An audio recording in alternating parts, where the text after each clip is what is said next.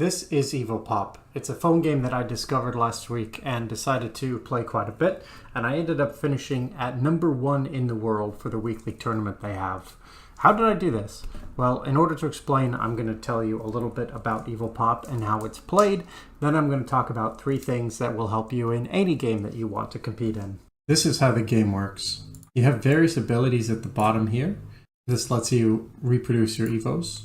If you eat plants, then you multiply faster. There are also enemies in the game. You can either win by eating all of the enemies, or you can have 300 Evos yourself.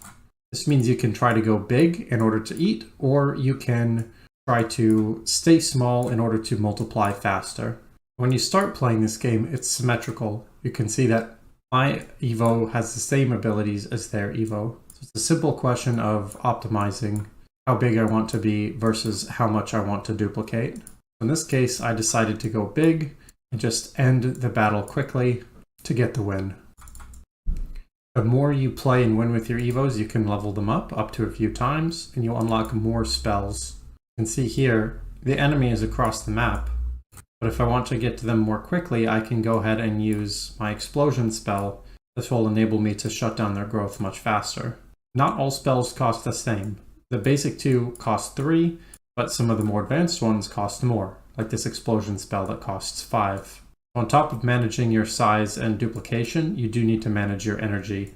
In multiplayer games, there's not just one enemy. You typically fight 2 at a time, which means you can't focus everything on one enemy. You have to be able to deal with both of the strategies that they're using.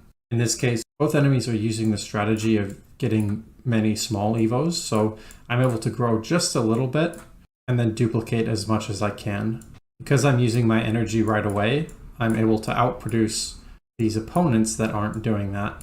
In terms of strategy, where you use your abilities is very important. You can see here, I could duplicate up to 9 Evos here, or I could duplicate only a couple at the bottom. Because one of the win conditions is defeating the enemy, I chose to duplicate at the bottom.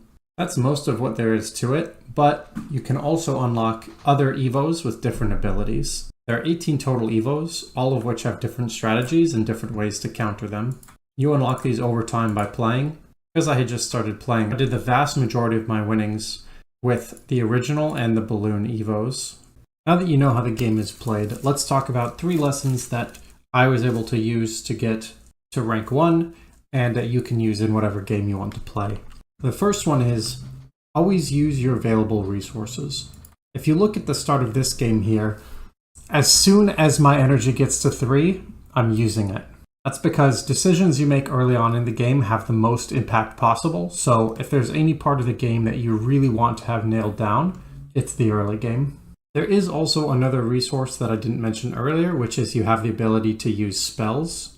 Those are unlockable randomly, so it wasn't actually part of my core strategy, but once I did have them, of course, it's a resource that I could use, so I made sure to take advantage of it. Any enemy who didn't fully use their resources, including spells, was quickly overwhelmed by the sheer number of Evos I could produce. Now for lesson 2. Make a plan and stick to it.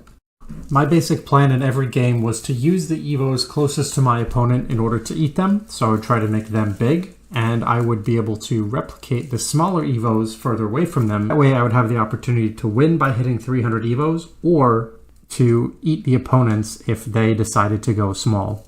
When you make a plan like this, it's really important that you stick to it and you try to refine it rather than just giving up the plan altogether after a couple of setbacks.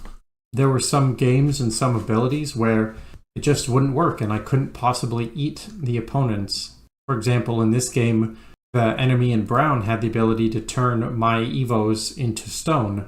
So no matter how big of an Evo I had, I just wouldn't be able to take them out. In this case, I had to use the adjustment to my plan and go for the win by getting 300 Evos. Lesson 3. You have to learn your opponent's strengths. This is mostly applicable in asymmetric games, but there are a lot of games that are asymmetric that don't necessarily seem that way at first. As I said in EvoPop, everyone starts with the same Evo, but over time there's a diversification of strategies. In this game I was playing a new Evo, the Glutton. I started my strategy as usual and waited to see what the situation would be like. And very rapidly I saw that I was not prepared. So I went to the Evo tab looked up Glutton and saw that there was a specialty where Glutton specifically eats trees and duplicates and grows very, very quickly. Now that I'm aware of that as a threat, I can keep that in mind if there's a tree-heavy level. There you go. That's how I became the #1 EvoPop player in the world, including a ridiculous 21-game win streak. Make sure when you're playing any sort of competitive game, you use all your resources, you make a plan and stick to it and refine it over time, and find out your enemy's strengths so that you don't get totally smacked and blindsided. That's it for this video. Thanks for watching. I hope you enjoyed. Hopefully it helps you in whatever your game you decide to play. If you liked the video, please subscribe to the channel. Send it to your friends. Really, really helps to give me motivation to make new content. So have a great day. I'll see you next time.